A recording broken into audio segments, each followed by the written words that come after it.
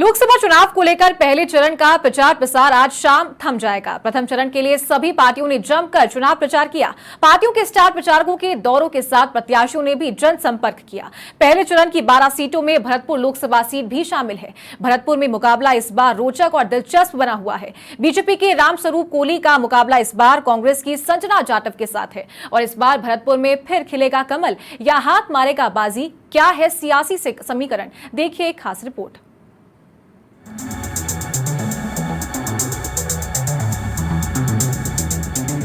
भरतपुर भरेगा मायरा या खाली रहेगा हाथ।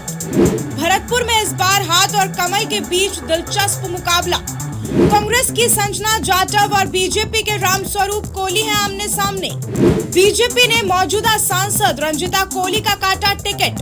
2004 के बाद अब 2024 में लगी कोहली की लॉटरी। संजना जाटव ने कठूमर से लड़ा 2023 विधानसभा का चुनाव। मात्र 400 वोटों से मिली थी संजना जाटव को हार। भरतपुर लोकसभा सीट पर रहा है राज परिवार का दबदबा। लोकसभा चुनाव में प्रत्याशियों ने जमकर प्रचार किया। अब बारी जनता की है कि वो किसको अपना समर्थन और वोट देती है। इस बार भरतपुर में बीजेपी प्रत्याशी रामस्वरूप कोहली और कांग्रेस प्रत्याशी संजना जाटव के बीच कड़ी टक्कर दिख रही है। जाट बहुल्य लोकसभा क्षेत्र भरतपुर में 3 जिलों के 8 विधानसभा क्षेत्र शामिल हैं। भरतपुर जिले की भरतपुर, बयाना और वैर विधानसभा क्षेत्र, डीग जिले की डीग, कामा और नगर विधानसभा क्षेत्र और अलवर जिले की एक विधानसभा कठूमर भी भरतपुर लोकसभा क्षेत्र में शामिल है। भाजपा प्रत्याशी रामस्वरूप कोहली 2004 में बयाना लोकसभा क्षेत्र से सांसद चुने गए थे। इसके बाद कोहली को 2024 में फिर पार्टी ने मौका दिया। कांग्रेस की संजना जाटव को पार्टी ने 2023 का विधानसभा चुनाव कठूमर से लड़वाया, लेकिन वो मात्र 400 वोटों से चुनाव हार गई थी। संजना का पीहर भरतपुर के वैर में है और ससुराल अलवर जिले के कठूमर में है। ऐसे में भरतपुर से कांग्रेस के चुनावी बागडोर संभाले महाराजा विश्वेंद्र सिंह मायरा भरने के नाम पर संजना के लिए वोट मांग रही हैं। पिछले 5 साल में हमारी सरकार ने कितना काम किया, चाहे वो मेडिकल में हो, चाहे एजुकेशन में हो, कोई से विभाग में देख लो, किसी तबके के लिए देख लो, सभी जातियों के लिए जाटव विकास बोर्ड मेरे कहने बनाया मुख्यमंत्री जी। वर्ष 2008 में परिसीमन से पहले इस सीट पर तत्कालीन राज परिवार के सदस्यों का ही दबदबा रहा है। विश्वेंद्र सिंह यहाँ से 3 बार सांसद रहे हैं और उनकी पत्नी दिव्या सिंह 1996 में बीजेपी में 1 बार सांसद रह चुकी हैं।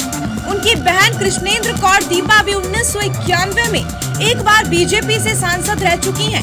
उनके पिता महाराजा सवाई ब्रजेंद्र सिंह 1967 में 1 बार निर्दलीय सांसद रहे थे और उनके चाचा गिरिराज शरण सिंह 1952 में इस सीट से पहली बार निर्दलीय सांसद चुने गए थे। 1980 में कांग्रेस के दिग्गज नेता राजेश पायलट, 1998 में नटवर सिंह भी भरतपुर से सांसद चुने गए। परिसीमन के बाद वर्ष 2009 में कांग्रेस उम्मीदवार रतन सिंह चुनाव जीते थे।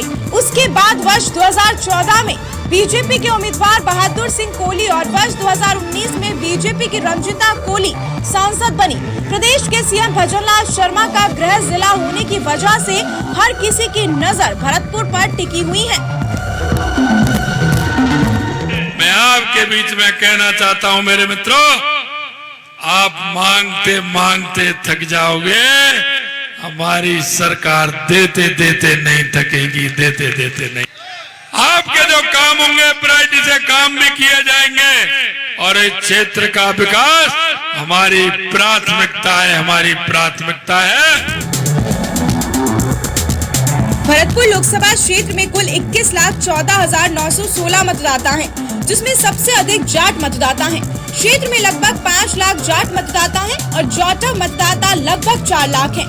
3 लाख के करीब वोट मुस्लिम, गुर्जर लगभग 2,50,000, ब्राह्मण लगभग 1 लाख, वैश्य लगभग 1 लाख, राजपूत लगभग 80,000, कोली लगभग 70,000, सैनी लगभग 1 लाख मतदाता भी भरतपुर लोकसभा क्षेत्र में आते हैं। भरतपुर में जाटों के आरक्षण का मुद्दा बीजेपी के गले के फांस बना हुआ है। मुख्यमंत्री भजनलाल शर्मा इस मुद्दे को साध कर जाटों को मनाने की जुगत में है। अब देखना होगा कि क्या भजनलाल शर्मा जाटों को साथ कर अपनी साख गृह जिले में बचा पाएंगे। दिनेश कसाना, समाचार प्लस, जयपुर।